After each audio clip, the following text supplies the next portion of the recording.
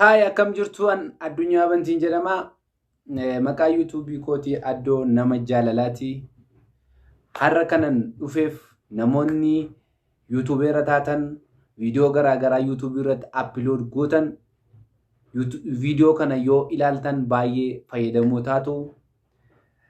Thumbnailiin maalodha akkamittis viidiyoo YouTube irratti godhan irratti thumbnailii hojjetachuu dandeenya isa jedhu isinitti agarsiisuufan dhufee. Kanaaf YouTube kiyya subscribe, like, comment, share godhaa. Na bira dhaabadhaa.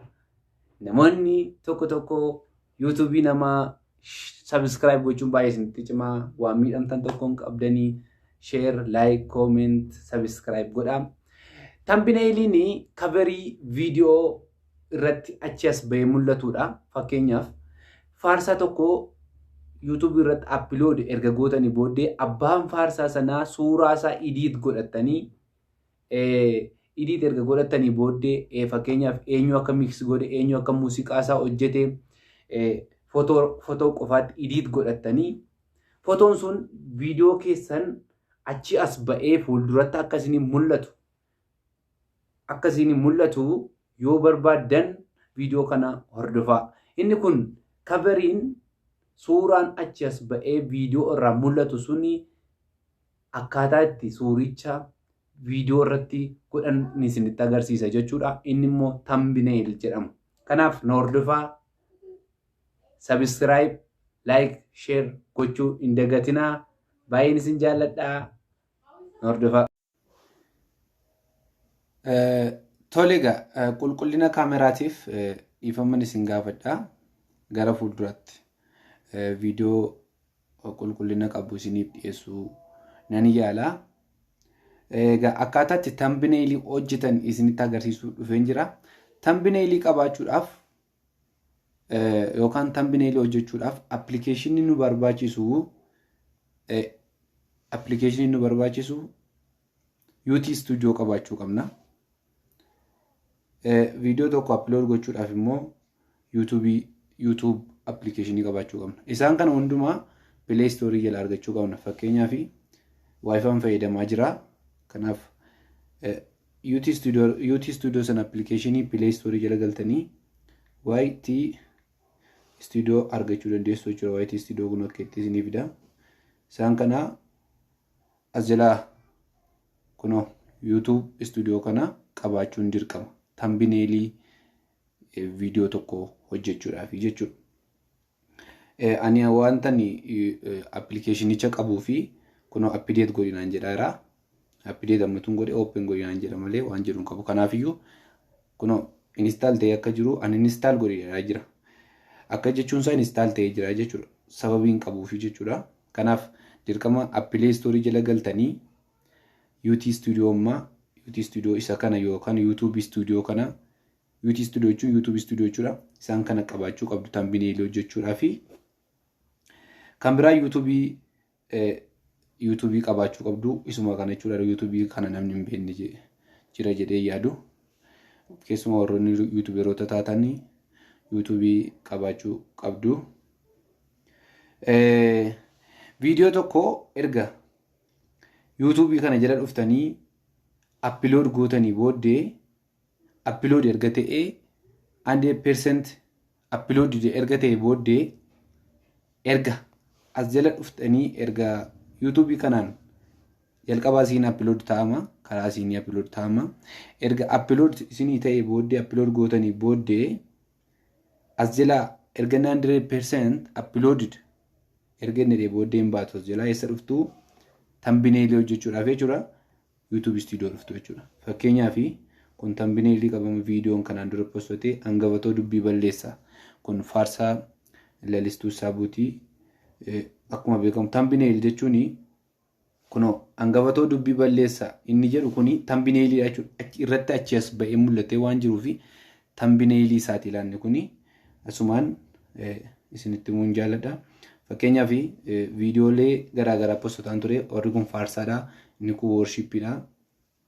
Kanaaf thumbnail jechuun coverii yookaan footoo achi as ba'ee mul'atudha isiniin jedheera. Fakkeenyaaf kunoo fotoon kun achi as bahee inni mul'ataa jiru kun tambineelidha. Inni kun illee akkasuma asirratti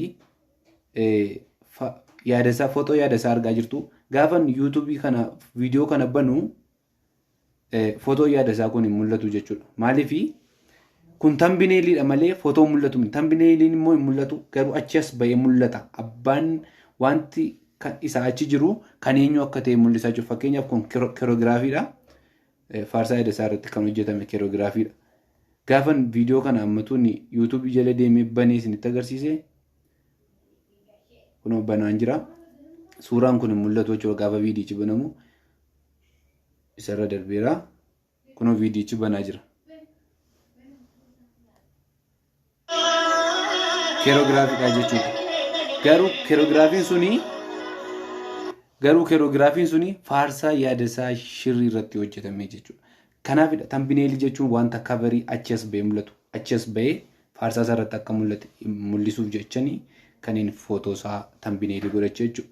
Kanaaf amma viidiyoo tambineelii irratti hin hojjetamne tokko isinitti agarsiisa. Suuraa kootiin kan jiru jechuudha. Fakkeenyaaf viidiyoo tambineeliin hojjetan. Viidiyichi amma fakkeenyaaf viidiyoon kun tambineeliin qabu. Viidiyoon gara dhumaa jiru kun tambineeliin qabu. Mee asirratti tambineelii hojjedheen isinitti agarsiisaa jechuudha. Tambineelii jechuun suuraa fakkeenyaaf kun worshiippiidha. Worshiippii Asuu Focus Worship by Addunyaa Bantiidha. Asoosaa Yuunivarsiitiitti worshiippiin hojjedheedha. Suuraa koo fidee asirra tambineelii godhee akka achi as bahee mul'atu hojjedheen isinitti agarsiisa. Haaluma kanaan isinillee yuutuubii keessan irratti tambineelii hojjetachuu dandeessu jechuudha. Kanaaf fakkeenyaaf tambineelii hojjechuudhaaf kanan tuqaa. Isa booddee mallattitti iskiriptoo kana mallattoo birii kan argaa jirtu isan tuqaa jechuudha. Gaafan isan tuqu haala kanaan naafidha. Ammas mallattoo birii qixa kana jirti. Ammas isan tuqaa. Gaafan isa tuqee jedhu bifa kanaan naa dhufaa jiru. Kanaaf custom thumbnail seeruun tuqaa jechuudha. Custom thumbnail argamaa jira kun iddoo kana isan tuqaa jechuudha. Gaafan isa tuqee akka kanatti naafidha. Gaalerii keessa nagalchee yookaan suuraalee keessa nagalchee jechuudha. Gaafan suuraa keessa nagalchee jedhu kunoo fakkeenyaaf suuraa idiit godhatanii kaattan sana fuutanii irratti gadhiifattu jechuudha. Fakkeenyaaf calmadee jedhee suuraa kanan fudhadhamee maaliif yoo barbaadan immoo gaafa tambineelii hojjettanii suuraa sana gabbuutuu dandeessu, ol buutuu dandeessu. Amma fakkeenyaaf worshipii chanatu hojjette saabii ta'ee fi akkasan godhaa jechuudha. Tambineelii hojjechaa jira amma sitti agarsiisa. Akka inni mul'atutti akkasan godhaa. Maalan godhaa? Selecting jedha. Select erga booddee mallattoo save jedhaatu argaartu save. Isin akka barbaade qixa kanatti barreeffama yoo barbaade qixa kanatti barreeffama garaagaraa gochuu dandeessu. Idii save jedha fakkeenyaaf amma gaa save ta'eera jechuudha. Isinitti agarsiisuu fi restarting godhaa. Kunoo viidiyicha godha yoo deemee ilaalee kunoo qixa kanatti tambineeliin naa hojjetamee jira jechuudha. Asuu Focus Ministry irratti tambineeliin naa hojjetamee jira jechuudha. Fakkeenyaaf gaafa refresh gootanii jettanii kun irra galee jira jechuudha. Haala kanaan tambineelii viidiyoo upload godhatan irratti hojjetachuun ni danda'ama jechuudha. Viidiyoo kana akkasinitti gammaddan abdiin qabaa. Horaa bulaa subscribe gochuu hin dagatinaa.